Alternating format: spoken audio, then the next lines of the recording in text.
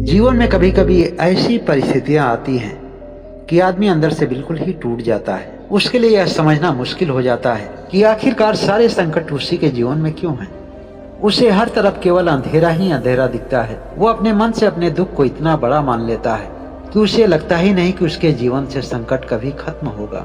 उसका अपना ही जीवन उसके लिए बोझ लगने लगता है और वह अपने आप को समय पर छोड़ देता है। समय यूं ही गुजरता जाता है। जब कुछ समय बीत जाता है तो उसे खुद ही इस बात का एहसास होने लगता है कि वह दुनिया में अकेला व्यक्ति नहीं है जिसके पास ऐसी समस्याएं हैं। और भी बहुत सारे लोग हैं जो उससे भी ज्यादा अधिक समस्याओं से जूझ रहे हैं। और यही बात उसके मन में फिर से एक नई उम्मीद जगाती है। जीवन के कुछ ऐसे दुख, कुछ ऐसी पीड़ा और कुछ ऐसे घाव हैं जिसे छोड़ देने पर वह स्वतः ही ठीक हो जाते हैं, क्योंकि समय कभी कभी मरहम बन जाता है।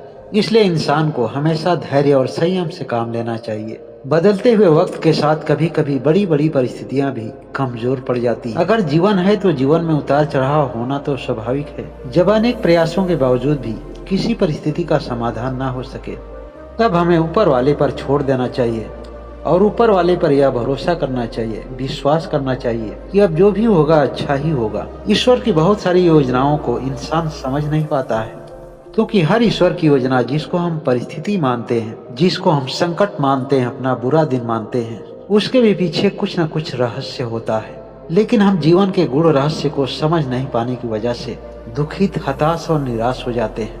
अपने ही जैसे जब हम किसी अन्य लोगों को देखते हैं तब थोड़ा सा मन में संतोष होता है कि हम अकेले नहीं हैं।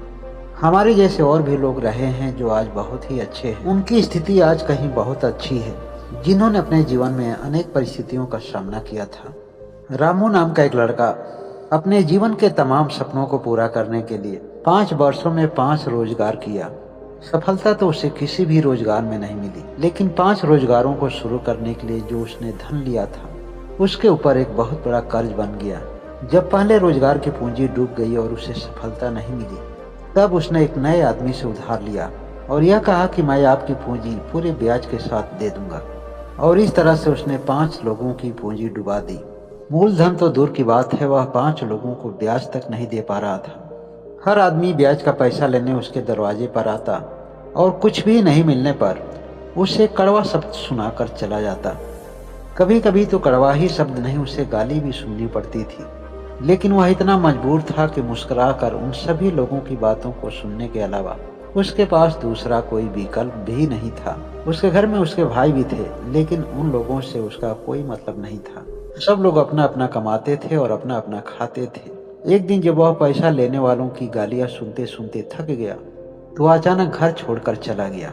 वह चलते चलते एक दूसरे राज्य में पहुंच गया। उस राज्य में एक भोलेनाथ का बहुत ही पुराना मंदिर था। वह मंदिर अति सुनसान जगहों पर था। उस मंदिर पर एक महात्मा जी रहते थे। रामू ने अपने जीवन की सभी समस्याओं को महात्मा जी से बताया। रामू मंदिर पर रहकर के मंदिर की देखरेख करता, महात्मा जी की सेवा करता और बचे हुए समय में पूजा पाठ और ध्यान करता। महात्मा जी रामू को हर दिन एक नई नई ज्ञानवर्धक कहानी बताते थे। रामू को कहानी सुनकर बड़ा ही आनंद आता था। महात्मा जी एक दिन कहानी कहने लगे और रामू ध्यान से सुनने लगा। एक दिन एक आदमी अपने छोटे से बच्चे को लेकर बाजार गया, क्योंकि उसके बच्चे को एक कबूतर चाहिए था। कबूतर की दुकान में उस दिन केवल 5 ही कबूतर बचे हुए थे। दुकानदार ने 4 कबूतरों को लाकर उस आदमी के पास रख दिया और बोला कि इसमें से जो भी पसंद आए उसे आप ले सकते हैं। लेकिन उसके बच्चे की नजर उस 5वें कबूतर पर थी, क्योंकि वह कबूतर और कबूतरों से ज्यादा सुंदर लग रहा था। बच्चे ने उस 5वें कबूतर की तरफ उंगली दिखाते हुए बोला कि हमें केवल वही कबूतर पसंद है। जब उस आदमी ने दुकानदार को 5वें कबूतर लाने के लिए बोला तो दुकान वाले ने कहा कि वह आपके किसी काम के लायक नहीं है, वह तो बचपन से ही विकलांग है, अर्थात उड़ नहीं सकता है। उस छोटे से बच्चे ने कहा कि केवल हमें पास से दिखा दीजिए। जब दुकान वाले ने उस छोटे से कबूतर को उस छोटे से बच्चे के हाथ में दिया तो वह उस बच्चे को भाग गया और बच्चा कहा कि हमें यही कबूतर चाहिए। उसके पिता और उस दुकान वाले के समझाने के बावजूद भी वह बच्चा अपनी जिद पर अड़ा रहा। जब उस आदमी ने उस कबूतर की कीमत पूछा तो दुकान वाले ने कहा कि यह मेरे किसी काम का नहीं, आप इसे फ्री में ले जा सकते हैं। मैं तो ऐसे ही किसी को देने वाला था, संजोग से ऐसे व्यक्ति आप ही मिल गए। अब उस कबूतर को पिंजरे की भी आवश्यकता नहीं थी, क्योंकि वह उड़ सकता नहीं था और उसे उड़ने का डर नहीं था। कबूतर हर समय उस बच्चे को खिलाता पिलाता था और उसी के साथ दिन भर खेला करता था। कबूतर को वह अपने कभी कंधे पर बिठा लेता था तो कभी कभी पेड़ की छोटी टहनियों पर बिठाता था। जब भी टहनियों से कबूतर गिरता वह बच्चा अपने हाथ में रोक लेता। कुछ ही दिन में बच्चे और कबूतर का घनिष्ठ लगाव हो गया। कबूतर बच्चे की हर बात को सुनता और समझता और वह बच्चा भी कबूतर के हर इशारे को समझ लेता।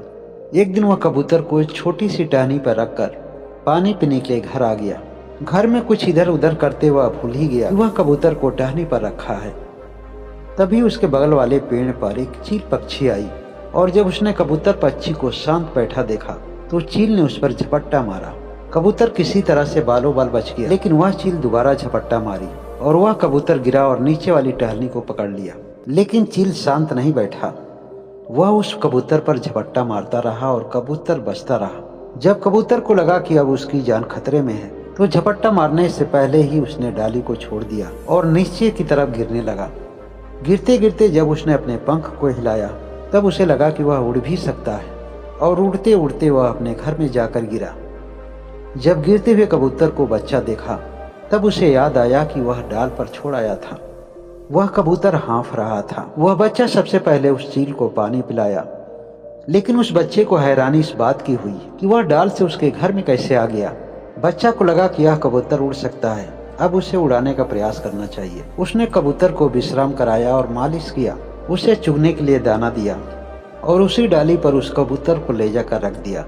बच्चा उस डाली को खुद ही हिलाकर उस कबूतर को गिराने का प्रयास करता और उसे शाबाशी देते हुए कहता कि तुम उड़ सकते हो, थोड़ा सा प्रयास कर लो मेरे कबूतर भाई।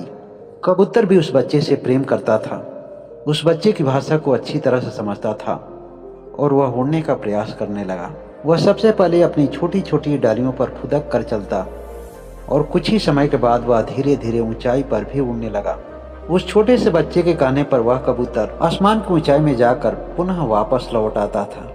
अब वह कबूतर तो उड़ने लगा था, चाहता तो उड़ करके कहीं दूर जा सकता था, लेकिन उस कबूतर को उस बच्चे से इतना लगाव हो गया था कि उसे छोड़कर अब कहीं भी वह नहीं जा सकता था। इस तरह से रामू हर दिन महात्मा की एक नई नई कहानी सुनता और आनंदित होकर अपना जीवन जीता था।